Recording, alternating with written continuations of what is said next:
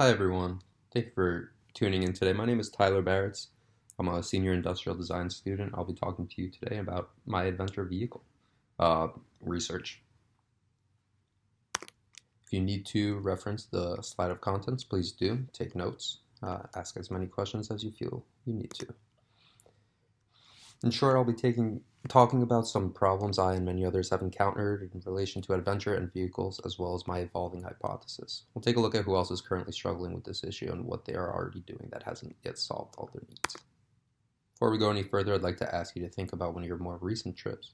Who did you go with? How'd you get there? Wherever there is, and what did you bring? Think about all the planning that went into the trip, and even those of you that didn't need much planning, what did you need to figure out?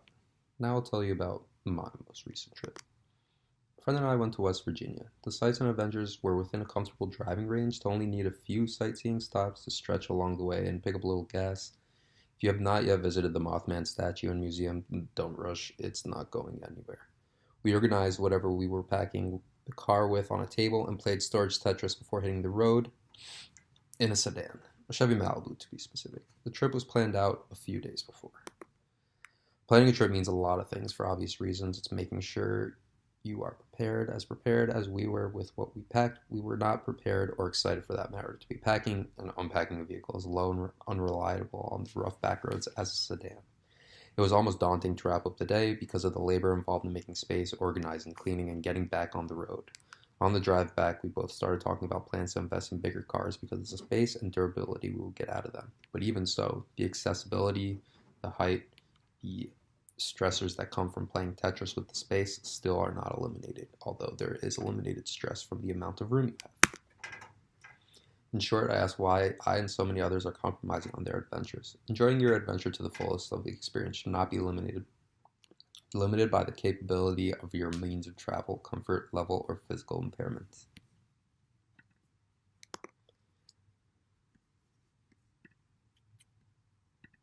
Designing a sustainable off-road vehicle suitable for large and unique cargo that offers safety, comfort, and utility to the users is what I hypothesize that will fix this problem. There will need to be an emphasis on how this vehicle will allow for quick preparation through accessibility to make packing, unpacking, and the driving experience a valuable one.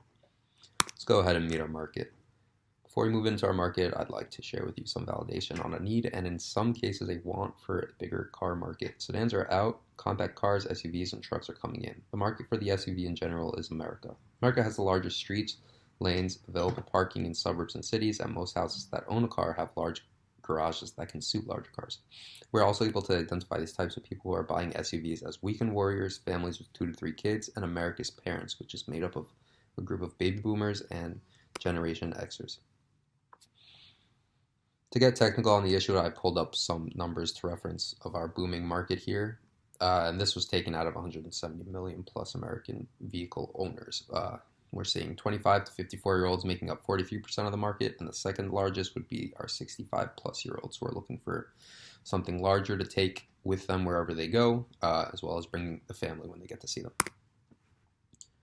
And don't forget about vans and RVs. People are forgetting the beat-up Volkswagen bus. These travelers are shelling out for custom-fitted Mercedes-Benz or Ram Pro Master vans for their life on the road. The older generations are more on board with higher, more expensive class, luxury, and compact storage organization for last-minute trips, which is similar to what weekend warriors and extreme athletes are looking for, as well as minimalists who are looking to downgrade and have a full-on experience. So let's go ahead and meet these people. We've got our weekend warrior, we've got our young professional and minimalist, as well as America's parents. The weekend warrior and extreme athlete lives a lifestyle that suits the enthusiastic, motivated, healthy, and athletic. The week is focused on the job and money, while free time is easily filled with suitable adventures and activities. The young professional and minimalist, they're spending less. They're real go-getters in the workforce. And this is all coming together to help them have more experiences and not worrying about how much they're paying for an experience because they have less possessions. And then we've got America's parents. This group is made up of Gen X to baby boomers.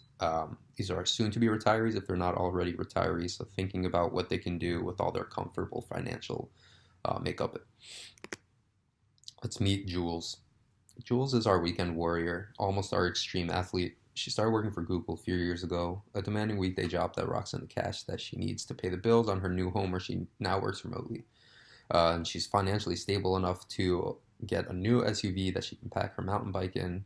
She hasn't been able to do that before, but she's been able to get out to competitions and wants to keep being able to do that. These are worldwide and continent wide. Chris is our minimalist.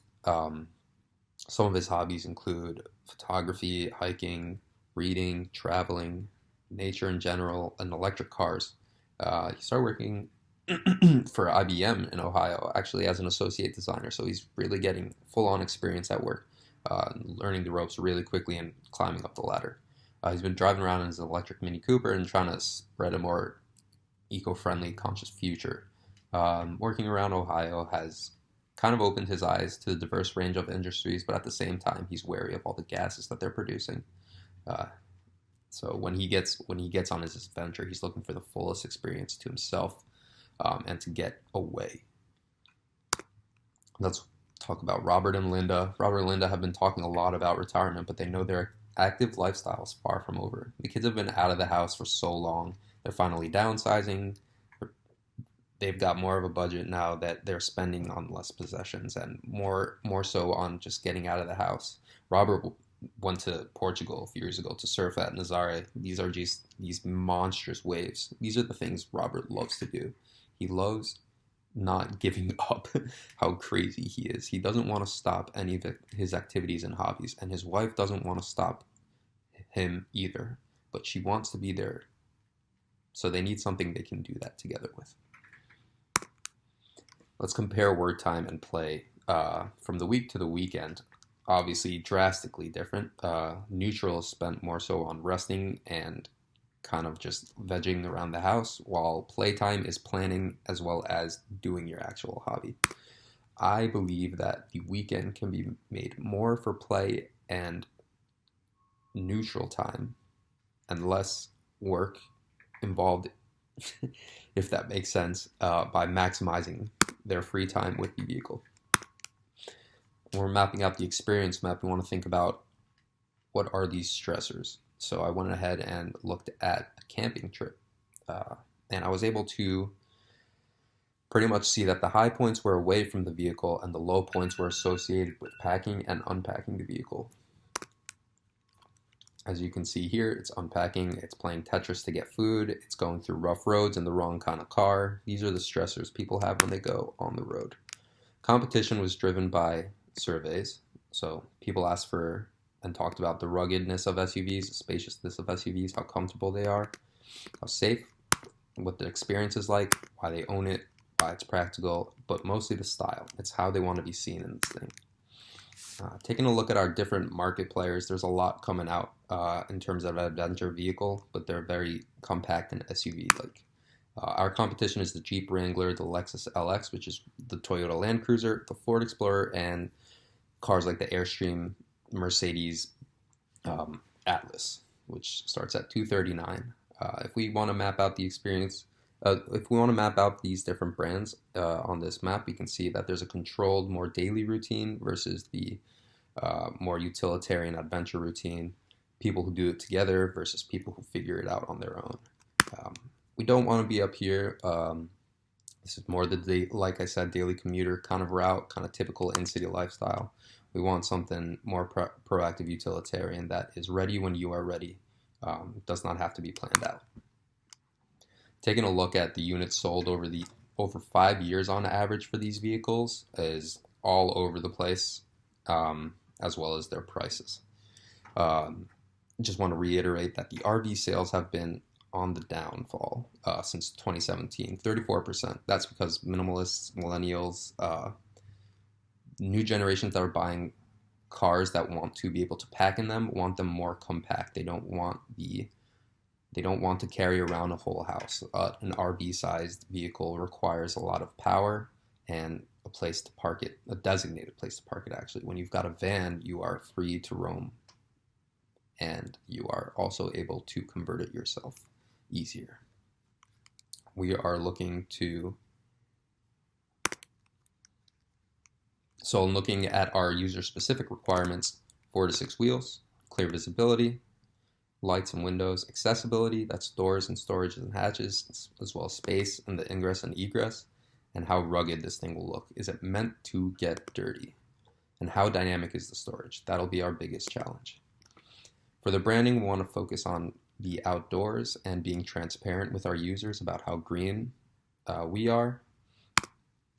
And some brands that I want to emulate, like Ford, Jeep, and REI, who are connected to the outdoors as well as community-based brands. Audi and Mercedes and Lexus for putting the luxury in off-road. Red Bull for just giving you wings and inspiring a lot of athletes and activists in general to get out and be more of an athlete and an adrenaline junkie. And then Rivian for dubbing themselves as the first all-electric adventure vehicle. Take a look at our tenant words when you've got a minute and some images that are sort of generating my thoughts as well as some interviewees' thoughts. And I'd like you to meet Pacer. Branding will be mostly pastel tones, bold outlines, hinting at open adventure, recognizable in association with nature, and a name that really sets the mood. Pacer. Pacer is inspired by those who break boundaries and set new standards to strive for. They're setting the pace. They understand the flow of adventure fundamentally and responsibly, and they can help you figure it out. And just taking a look at some of the colors in the color scheme that I'd like to be continuing to use. Next steps will be taking the defined research that I've accumulated and continuing to gather some more through co-creation interviews and ethnographies, as well as camping trips, test drives, and some light sketching to get an idea of what this thing looks like. And then in December, we'll be preparing to design. If you have any questions, feel free to reach out to me. My name again is Tyler Baratz. I'm an industrial design student, and I want you to have a great day.